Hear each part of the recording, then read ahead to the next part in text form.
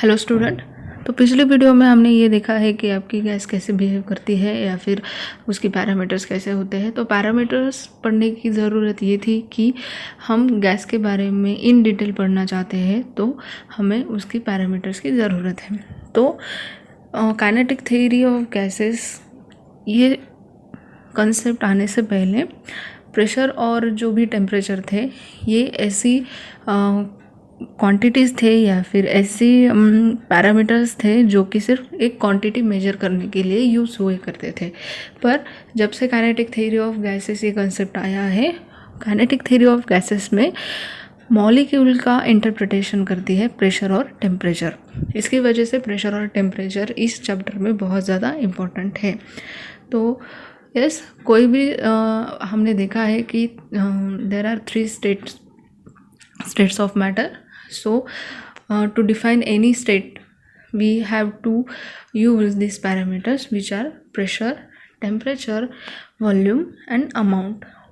So here we are in yesterday's session we have saw about the gas laws. So in this session we are going to combine this law and try to make new equation which will known as ideal gas equation. So here we are go. So if we kept temperature constant which is known as Boyle's law, so P1 V1 is equal to P2 V2, ये equation बन जाएगा. If we kept our pressure constant then V1 by T1 is equal to V2 by T2 which is considered as Charles law. So for ideal gas equation you can see here in a first attempt we have kept our temperature constant. तो if we kept our temperature constant तो यहाँ पे बन जाएगा Boyle's law. तो यहाँ पे change in volume हमने इंटरेस्ट लिया है यहाँ पे, तो V डैश लिखा है. तो P2 V dash is equal to P1 V1. तो V dash is equal to V1 P1 divided by P2 which is considered as first equation. Then in a second stage we have kept pressure at a constant position which is also known as Charles law. So here also V dash by T1 is equal to V2 by T2. तो V dash LHS पे चला जाएगा is equal to V2 into T1 by T2. तो आपकी equation first and second की दो LHS side same है, इसकी वजह से we can write equal to for RHS also. So on that basis equation 1 and we have rearranged 1 and 2 we have again rearranged it. So we can write it as P1 V1 by T1 is equal to P2 V2 by T2 or P into V by T is equal to constant. Now this equation number 3 is actually going to be much important. Now here PV by T is equal to constant. This is your equation number 3. I hope so you are getting this point. Now 1 mole of a gas at the constant of proportionality can be written as. तो हमने ये जो equation लिया है उसको 1 mole gas के लिए लिखने की कोशिश कर रहे हैं यहाँ पे with a proportionality constant.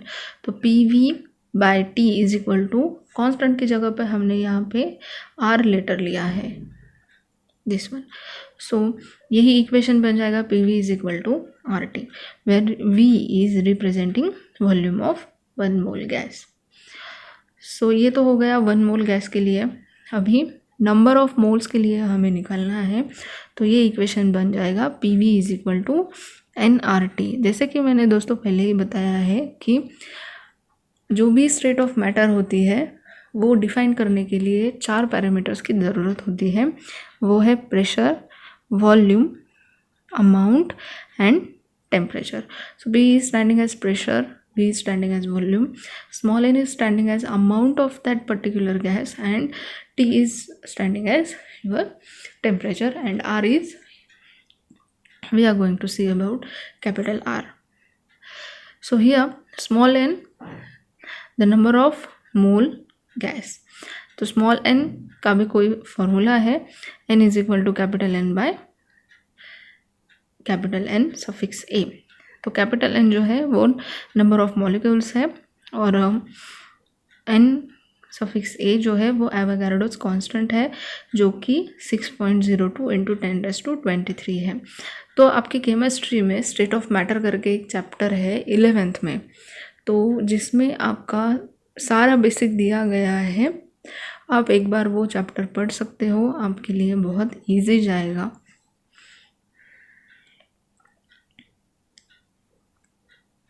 So equation for an ideal gas, तो जो भी आइडियल गैस होती है वो डिफाइन कर सकते हैं as a perfect gas which obeys the 3 laws, Boyle's law, Charles' law and Gay-Lussac law exactly. So this equation becomes, so here this equation become PV is equal to nRT, which is called as your ideal gas equation or state of equation. तो जो भी आपकी state होती है उसको define करने के लिए 4 पैरामीटर्स की ज़रूरत होती है। तो यही आपके 4 पैरामीटर्स है और इसकी वजह से इसको आप स्टेट ऑफ इक्वेशन भी बोल सकते हैं। और हम यहाँ पे पर्टिकुलर एक ही स्टेट के बारे में बात कर रहे हैं जो कि गैस स्टेट है। इसकी वजह से यहाँ पे हमने इसको आइडियल गैस इक्वेशन भी कंसिडर किया है। तो अभी हम स्टैंडर्ड टेम्परेचर और प्रेशर की जो भी वैल्यू होती है उसकी बेसिस पे 1 मोल गैस को काउंट करने की कोशिश करेंगे।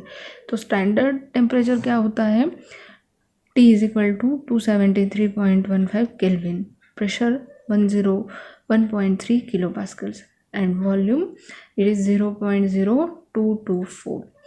सो simply we are going to keep these values in equation number 3 which is our PV by T is equal to constant. So constant यहाँ पे हमने R लिया है, तो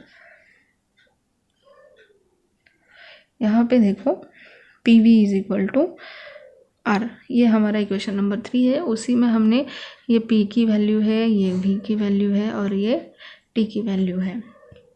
तो ऐसे ही हमें मिल जाती है R की वैल्यू जो कि होता है गैस का यूनिवर्सल कांस्टेंट। तो where R is called as molar gas constant and its value is the same for all gases.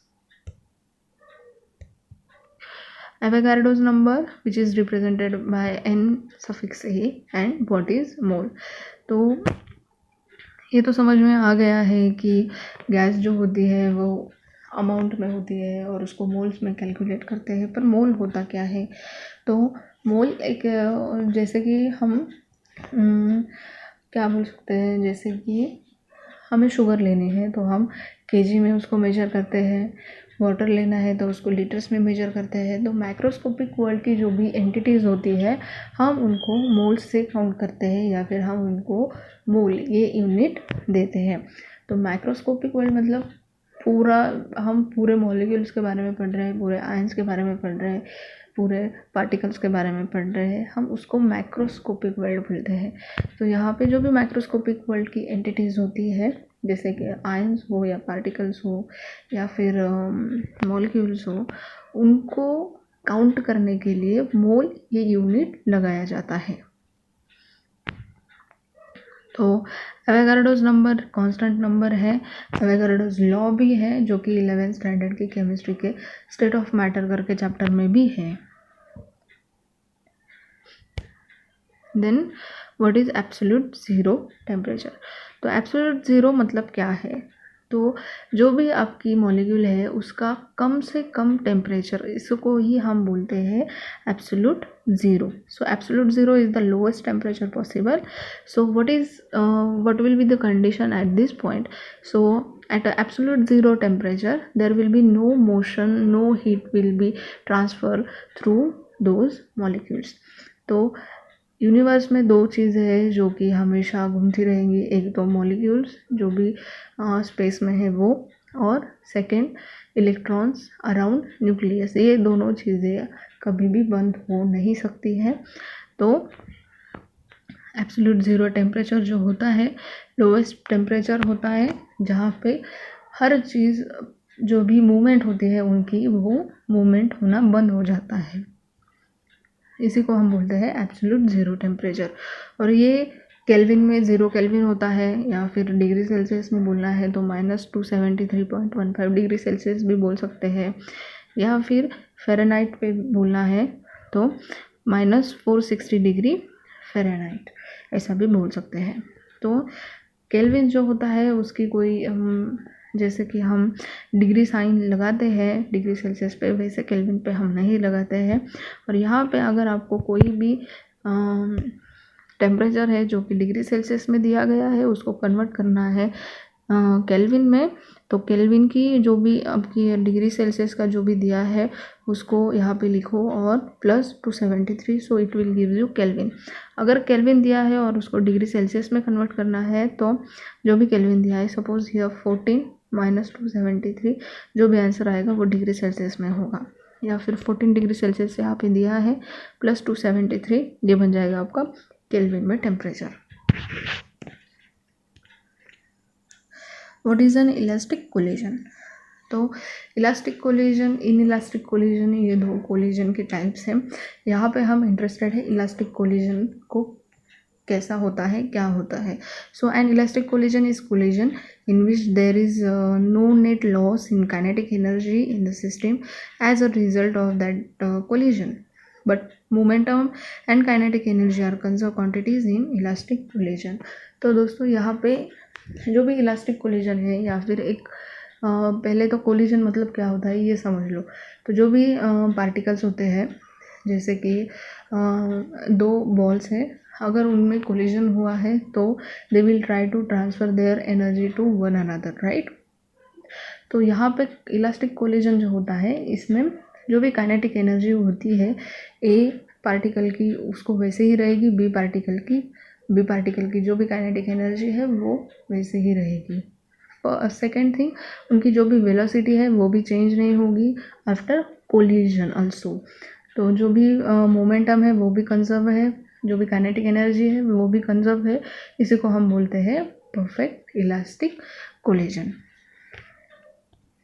तो यहाँ पे इस डायग्राम में भी आप देख सकते हो कि to molecules are there so they are collides with each other, but their kinetic energy and their momentum is conserved. They are actually not transferring their energies to each other.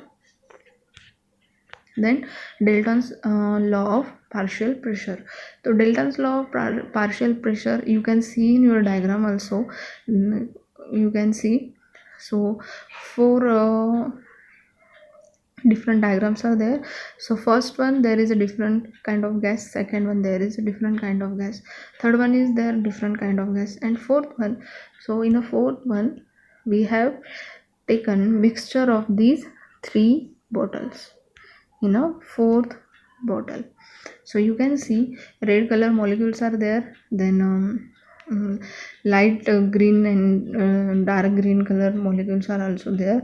So mixture of gases we have taken in a fourth number bottle. तो diagram से ये पता चलता है कि जो भी total pressure होता है exerted in equal to the sum of the partial pressure the individual gases. तो आपकी जो भी टोटल प्रेशर होगी इस वाली बोतल की, वो इसका पार्शियल प्रेशर, इसका पार्शियल प्रेशर और इसका पार्शियल प्रेशर मिला के बनेगी। इसकी वजह से P total is equal to PO2 plus PN2 plus PH2 ऐसा बन जाता है आपका partial pressure law. Why partial? Because जो भी आपकी H2 की हो या फिर N2 की हो या फिर O2 की हो, जो भी वहाँ पे मॉलिक्यूल्स है उनकी जो भी प्रेशर है हम उसको बोलते हैं पार्शियल प्रेशर। तो ये पार्शियल प्रेशर का मिक्सचर बन के आपकी बन जाती है total pressure.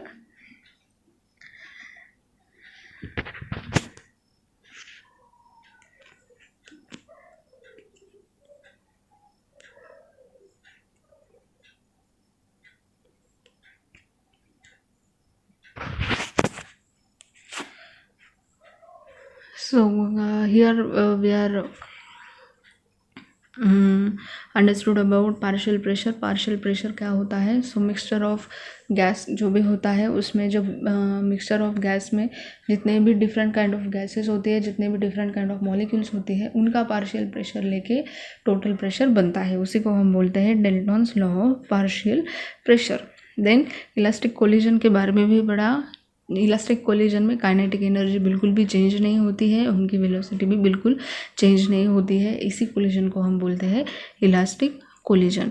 Absolute zero temperature क्या होता है? एब्सोल्यूट ज़ीरो टेम्परेचर एक ऐसी चीज़ है जो मिनिमम पॉसिबल टेम्परेचर पे लाने की कोशिश की जाती है आपकी मॉलिक्यूल को, और ये ऐसा टेम्परेचर है जहाँ पे मॉलिक्यूल की मूवमेंट बिल्कुल बंद हो जाती है, हीट भी पूरी तरह से वहाँ पे कुछ काम नहीं करती है।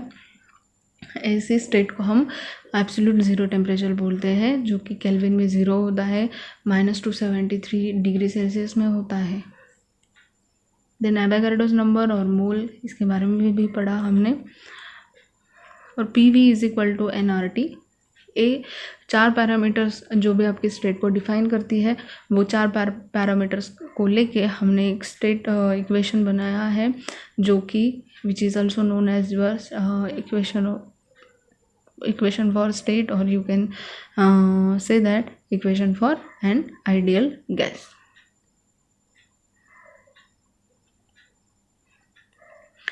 So if you have any doubt, you can write your doubts in comment box. I will try to solve these doubts.